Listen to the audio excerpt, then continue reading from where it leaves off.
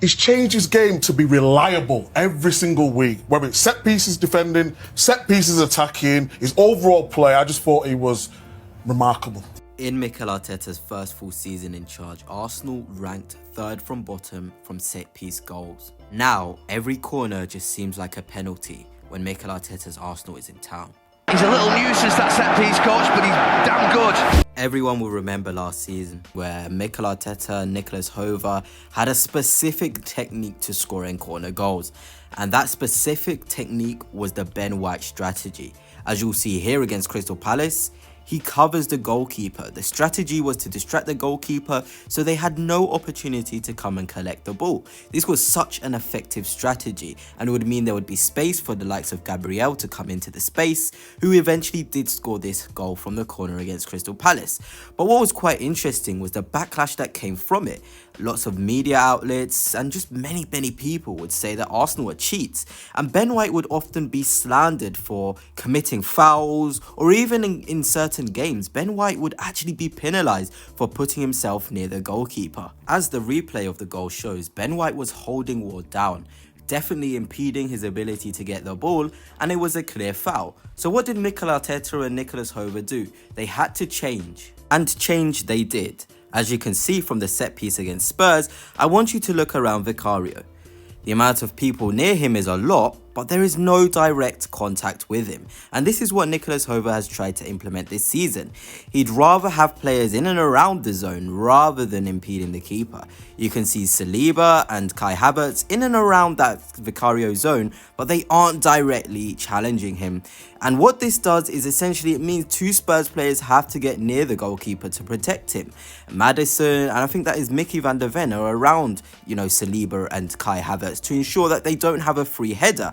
But when your focus is so much on that zone, it means that your headers, like the Gabriels of this world, are able to have more space to attack, because Spurs are just so penned in. And when this Saka corner does come into the box, Gabriel has a clear run in on goal, and Romero is just too physically weak to deal with the big Brazilian centre half. And this sort of change is not maybe that much, but it is really effective, because it maximizes Gabriel, but it also maximizes the space in and around the box for the headers of the ball to do. And here is the goal. Vicario simply can't get to the ball, not because he's being challenged, but because there's too many bodies in and around him, which means Gabriel has a free header and he bullets it into the back of the net. Absolute genius from Arsenal and Nicholas Hover. Now let's compare the goal to the goal last season at the Tottenham Hotspur Stadium.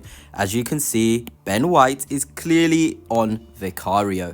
And if you didn't know, the Premier League actually have changed their rules for corner kicks. They're now being a lot more stricter with the amount of pressure, the amount of bodies in and around the goalkeeper. The rules have definitely become a lot stricter. And this was actually done because of Arsenal's potency from corner kicks. But here the ball comes into the box, you've got your best headers in the front zone, and what that does, it means that you're able to get the first contact. But it heavily relies on Ben White, because in most cases, if the ball does come into the box, Vicario can easily come and gather that, or any top goalkeeper can easily come and save that ball. So with Nicholas Hover seeing this and seeing how strict the Premier League are now, he made sure that this season we have Gabriel in and around this sort of a zone, and then we have our sort of players here without actually making direct contact with the goalkeeper. And why that's also good is it means Spurs now have to bring two players in around their goalkeeper, otherwise we can just put the ball into that zone and have a free header. So it's a win-win situation now, and Nicholas Hover is an absolute genius for spotting this. I think the favourite corner goal from this season for me is definitely the one against Manchester City, purely because of the movement but also the placement of the headers of the ball. Here you have Gabriel against Kyle Walker, but then you also have Kai Havertz, who's a potent header in this zone. You've got, Saliba in and around Diaz in this zone. You've got Calafiori there as well. There's just so much height and so much incredible aerial prowess in Arsenal's side, which means we can pretty much place our headers of the ball all over the box. And when you do that, you have more of a chance of getting to the ball and of course more of the chance of scoring. And I think what's also interesting with this season is maybe the dark arts in terms of Saka and his time he takes on the corner. If you didn't know, in the original audio, Arsenal or Bukayo Saka was being told to hurry up, but he steadies himself, makes the Man City defenders make the movement first, they're more jittery, and then we make a lovely lovely run across Ederson. Look how quickly Arsenal get players in and around Ederson. He's essentially drowned out, and when you drown out a goalkeeper in their own box, it's going to be very difficult. And what you may have noticed, what is different, is there's nobody actually standing on Ederson to begin with.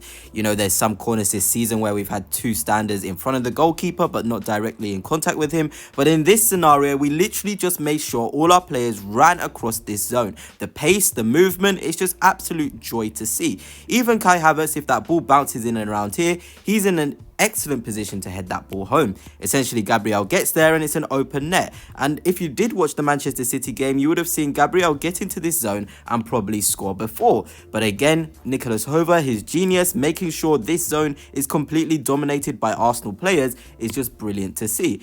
And something you may also have to notice is where Manchester City's best headers of the ball are actually located. Haaland, Akanji, Diaz is on his own. Diaz is probably the only brilliant header of the ball in that sort of zone. And when that happens, Arsenal are going to have a more likely chance of getting to the ball. Just absolutely incredible. So to recap, Arsenal have broken the Premier League yet again.